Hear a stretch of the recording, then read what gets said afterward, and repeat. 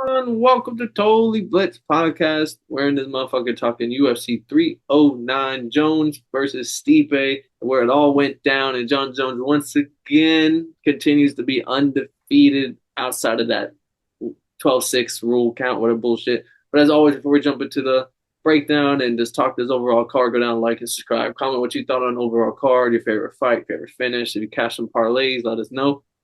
I'm Paul Pickle Winner, and I'm always joined with.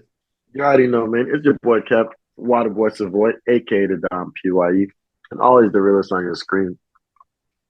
And it's funny, Paul, because I had to host a pageant on Saturday, so like I got to miss, I guess, the boring parts of this card because I Is immediately that why walked in on you? Is that Oliveira why and you Chandler. popped in on the live stream like late like towards the end of the main card? Yeah, I was got there because that was the time I got home from the pageant, and it was just me and the Zos. Move, nigga. That makes sense. My cat doesn't want to stay off fucking screen. And you was busy. I could tell you were busy because you had to mute it for you would just chime in. I was like, Mm-hmm. oh, this boy got some company over. Mm-hmm. But from what I saw, it was fun. The crowd looked like it was in it. The John Jones fight was fun. I'm glad that it didn't take 20 seconds. Like they fought it out a little bit. And Oliveira and Charles Michael Chandler stole the show as usual. Yeah, that was it. That was it right there. No, but there were some decent fights. It's just the main card was kind of lackluster. Other than Mauricio Rufy, who put on a fucking show. He's just like a man of the people. He just and James Lontop, like they just stood there and just threw hands.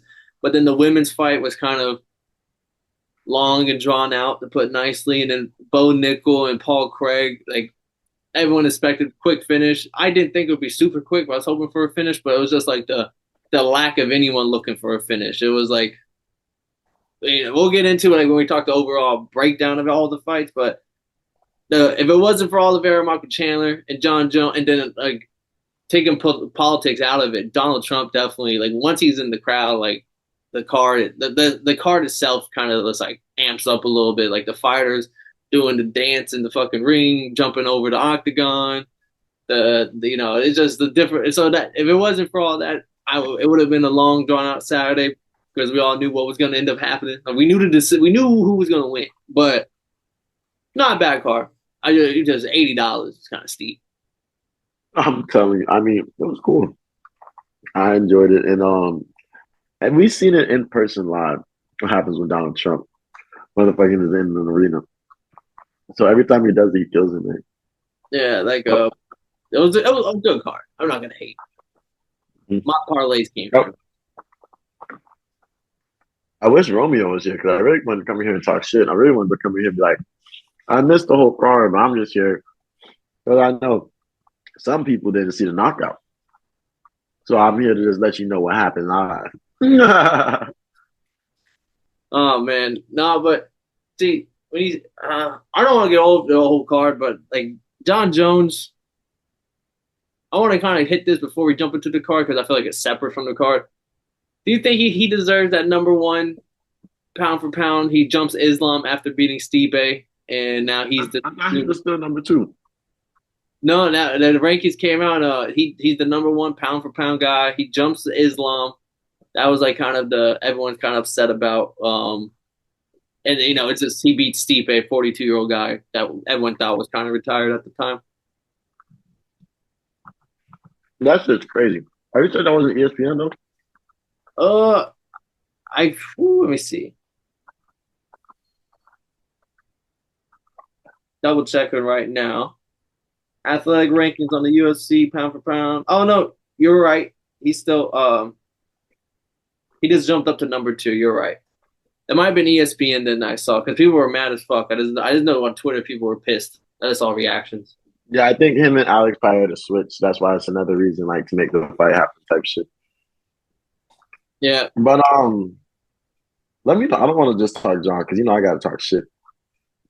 The other card, oh my boy Marcus McGee came through and I don't want to say dealt with Jonathan Martinez, but he dealt with him. Like there was no wrestling for Martinez to be a factor, and the fact that it was all on the feet and Marcus McGee just outboxed them. He doubled everything. He doubled the amount thrown. doubled the amount landed basically. A clear 29-28. Some people can even say 30-27, but 29-28 clearly. And it's just another step. I wish Romeo was here because he was so adamant, like, nah, like Jonathan Martinez is gonna take care of this. But he took care of him, and this was another stepping stone along his thing. And it was all in the hands. This is one of the other fights that was nice to watch because it was a straight hand, straight boxing. A lot of We leg. love Marcus. It was MMA boxing. There's a lot of leg kicks too, thrown. We love Marcus McGee on this podcast. He's only shown growth, and he looked like he's fucking 40. So, Yeah, yeah, no, but he looked good. and him outstriking the motherfucker is what I like to hear. Then the girls put on a decent fight. I was just happy with this one because Vivian Araujo won, and she was plus 240. And then walking into the cage, I didn't bet on the fight, but walking into the cage, the Karine Silva was. It was just like she was like a lot younger, like the prospect versus the veteran. But the skill set to me was very similar, and I was like, I don't know, Moromio. I believe the dog here. Like I'm not betting on it, but the older vet should take care of this, and that's exactly what she did. She unanimous decision. Not the most exciting fight, but she definitely took care of business. And Karine Silva, I don't know if she had a welt or her forehead was just so big, but she was like it didn't look good whenever we went to the judges. It was a close fight, but clear who won. Okay. I love you. I think I picked the rule, but I didn't know she was an underdog. I just remembered her name. And like Karine Silva came out to an early lead. She definitely won the first round, I think, but she kind of gassed herself. It's like that younger fighter thing. It's just like she overdid it, and then the next two rounds was clear cut Araujo. Mm-hmm. Then we had the Bo Nickel Paul Craig fight. Everyone thought Bo Nickel was going to get the finish here, but I'm not upset he didn't get the finish. It was just the lack. He only threw 85 punches. Paul Craig only or strikes because he did have some like it, but he threw 85 strikes. He threw Paul Craig only threw 130. So Paul Craig was the more active on the feet, throwing a lot more body kicks, leg kicks. But there was like Bo Nickel never shot a takedown. It was straight hands. But the issue with the straight hands was he wasn't throwing combos and this and that. He kept throwing the same left jab, which is a good jab. He caught him a couple times with jab, like left jab straight, but he kept going with the overhand right. It was similar to like a Jake Paul fight where he's just similar, just trying to land that same shot over and over and over again. It was like, okay, Bo Nickel, like you can land that, but you got to throw combos. You got to do other things because he landed it a couple times, but and then at one point he did stun Paul Craig, I think, with that shot, and then he didn't get the finish. Didn't like really he didn't even throw more punches. And that was it. Yeah, he kept feigning. He kept going like this, feigning. And it was like, motherfucker, just throw something. He's stunned. And it was just disappointing. Even Daniel Cormier was just like, yeah, he's not. He literally said, oh, he's not ready for Hamzat. And like, Bo Nickel, boy, I was big on him versus Hamzat. And like, it was just like, yeah, like, this guy still is very green in UFC because this was a big step up from who he's been fighting before. But even Paul Craig at this point is like, I don't want to say it, but the bottom of the barrel. As long as he don't take you down, you should win this fight every time. Yeah, he's not even a gatekeeper anymore. Yeah, like so he won, but it definitely was left a sour taste in a lot of people, especially me. I was hyping up, but me and Gator are super hyped with Bo Nickel, and then afterwards they're like, yeah, similar sentiment as Daniel Cormier, like, yeah, he's not ready for that upper echelon. Do not put him in the ring with Hamzat. That's suicide. And I think I saw glimpses of this fight, and I did.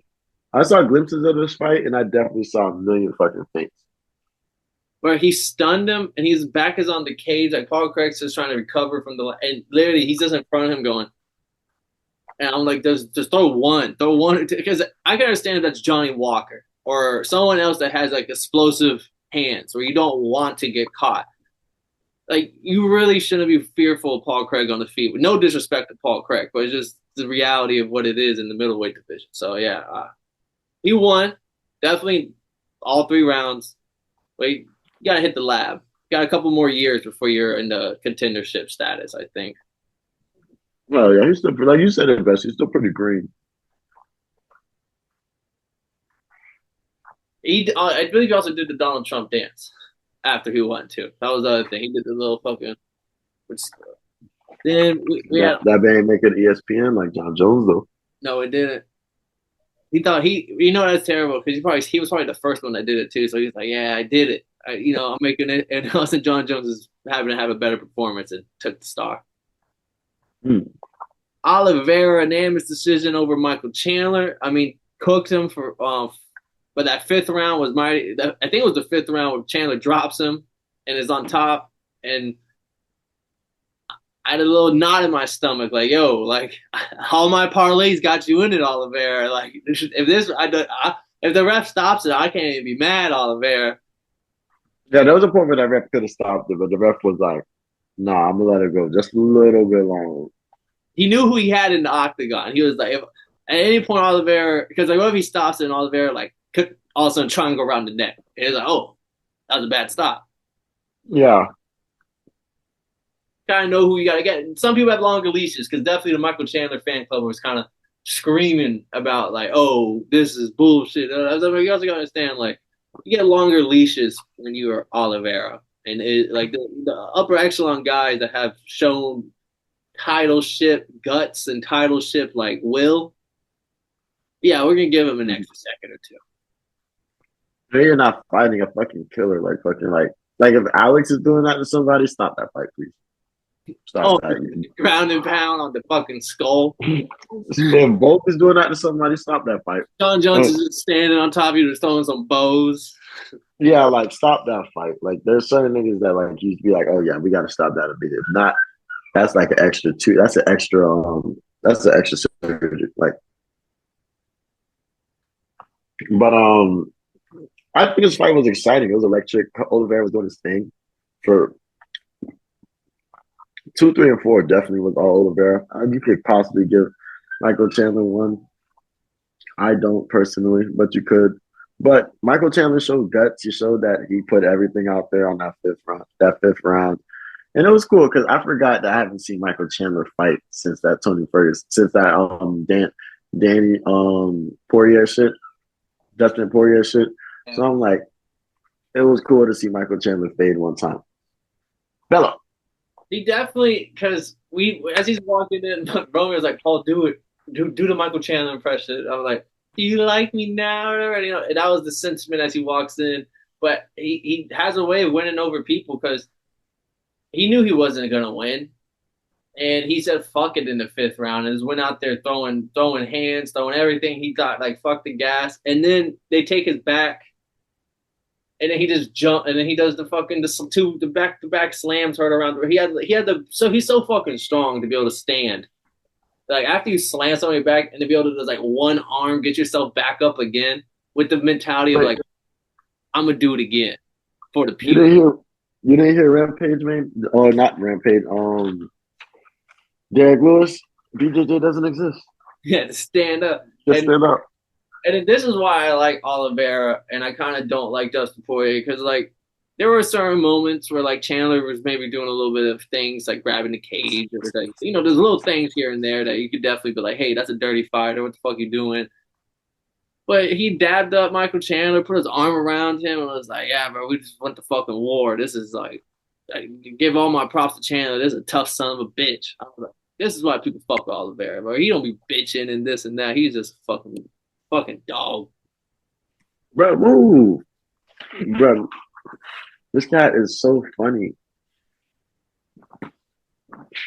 Definitely trying to keep. But yeah, I can agree with you to that sentiment. Like even with the homies that was at the Kurt watching, he was like, "Oh, that boy Oliveira was like, I fuck with him, bro. He's really respectful." Just like you said, because he went around the ring. You know, he goes around the ring, gives a dude that had that, hugs the coaches and shit, and then he'll come back around and do that. So niggas saw the win and all that, and they got a lot of respect for Oliveira. You know, like this is why this is one of my favorite fighters. And him and Chandler just smiling. Like he got Chandler's neck like this, and they're on the ground, and the bell rings, and they just kind of like dab each other up. Like, yeah, that was fun. Mm-hmm. That might be fit like the best round of the year. I don't know if MMA does round of the year. I think they do. This should be in consideration. That fifth round was fun. Yeah, Then we have the main event, John Jones getting the TKO finish, KO, third round, 3 minutes 4 minutes 29 seconds. Cashed my bet because I definitely on the like as drunk on the live just because I already won a few bets. I was like, fuck, I'm gonna reinvest. And I was like, John Jones to win in the third round to start. Like I was like, oh, cash. That shit was like plus 300 alone. But John Jones looked good. Stipe, I don't want to discredit him because he kind of like there similarly he had 30 seconds in that first round where I thought, oh, okay, Steve. And then afterwards, I was like, oh, okay, yeah, this is how I thought it was going to go. This is not saying Steve was just fine to stay alive, but I didn't ever feel worried with my John Jones pit. I got nothing but respect for Stipe. He could have went out like a bitch. But that boy stood on his shield and was like, "Yo, I'm." I can see why they consider him one of the greatest heavyweights, the greatest heavyweight of all time for the UFC. Because he just showed grit. He showed that he doesn't give up. He definitely tried to fight boxing. He showed that he still had power. Remember, he hasn't fought in 3 years and 7 months. Like, I definitely expected some rusty old motherfucker that not to do shit. I don't think John had a game plan where he was really trying to do a lot. But I respect the fuck out of Stipe for that fight. Good for him. Now on to Jonathan. That's what I call him now. No longer John Jones, Jonathan, because you, it's all business with him. I think him being a Stipe just now, that was business. He did his Donald Trump dance. That was business. And he says if they don't give him Alex next, he'll retire. Fuck it. But it's all business with that boy right now. Shout out him getting the win. He did what he needed to do, and he looked really good when he was getting that finish. But it's all business, man. We don't know what the fuck he's gonna do next. It's. I mean, Dana said he has to fight Tom next. He says he's not fighting Tom unless he gets a fat paycheck. And then Dana said, if I told y'all his real purse, don't worry, he gets well compensated. Uh, it just kind of sucks. I feel like John Jones got the UFC by the balls, and it's like I. I don't ever want to stand up for the UFC because I am an advocate for the fighters. But at the same time, I do want to see the best fight to be made, and it's like now you kind of screwing me over because like you said, you put it best. Like you knew he was doing Dan and them a favor coming back, and then now he kind of got the belt, and now it's kind of like I can kind of like I have power. I got motion. Like he's I'm not gonna say pulling the Nagano, but he's kind of pulling the Nagano a little bit. Like hey, like my stipulations, my rules, and I guess he can keep getting away with it. But I hope he stands. I hope Dana stands on business and is like, nah, you're fighting Tom because unless he stands and bangs with Alex, I'm all for it. But I don't see him standing and banging with Alex. I kind of see how that fight's gonna go from round one on, Right. and it would have to be he's the greatest of all time once again because he beats a guy moving up a weight class kickboxer that he's gonna out wrestle. That's fine. You did that with Cyril Gahn. We don't need to see it again. Facts. So yeah, in the perfect world, Dan stays on business. And I respect if he was to relinquish the belt and then Dana set up that fight, which doesn't really make as much sense because there's like Alex isn't coming up for a belt; he's just coming up to fight John. Yeah. So It'll still sell though, because Poe fans, John Jones, and that bitch will sell. I don't know. Weren't you the one that was chewing the fuck out the pay per view buys for this one? Oh, I haven't got the word yet, but I have a feeling that shit was ass. I I forgot definitely who. thought it was here because like from start until Oliveira, it was kind of like even the good fights weren't like phenomenal prelim fights that kind of made up for the lackluster names, because when you have lackluster names, you gotta have some fire in the fights, and it wasn't really fire. There was some good fights though. I think that's hilarious because like I think it was 2 weeks ago they had a crazy fucking card. I think almost all the prelim fights ended in the finishes. And those be the best ones, like the ones you don't worry. Like this one, there was like a doctor. What made it worse was like one fight ended in a doctor stoppage. Then there was a lot of decisions. Jim Miller gets a submission, so that was like fun. Uh, Then it was like more decisions after that, and it's like drawn out. Like this lack of looking for finishes, I think was the one of the issues. I told niggas Jim Miller was the GOAT. Yeah, he did. Boy, the first thing I did when I hopped on the thing, this is fucking Romeo. Fucking told you about Jim Miller. I was like, God damn. Oh no, but I mean, overall decent card. It can't bitch and moan. Life moves on. We got what an international card coming up next week with Peter Young Figueroa that we got to look forward to. So look forward, not backwards. So I can't complain too much. Yeah, I respected it. I mean, it was what it was. It was supposed to happen this time last year, so like just to see it happen was cool. Shout out John Nathan for defending the title. Was that 17, 18 times now you've done such a thing? That's a pretty Yeah, cool feat. it's crazy. And like I said, man, John Jones has been whooping ass since I was in like seventh grade. Like I remember hearing in seventh grade about this dude was John Jones. So he's the GOAT. But boy, my dog Tom is waiting for you. Yeah, Tommy Asphalt's man of the people right now. Facts. He's a mandatory. We love it. Hopefully that's the fight to be made. We'll keep everyone posted on that fight in particular or the Alex Pereira as we keep breaking down these UFC fights. And stay tuned. We got more UFC coming, more NFL, and more boxing coming before we end out this year. As always, go down, like, and subscribe. Comment what you thought on the card, any bets you hit, your favorite fighter winning, all that. I'm Paul Pickle Winner, Kev Waterboy Savoy. And if y'all didn't know, well, now y'all know, motherfuckers.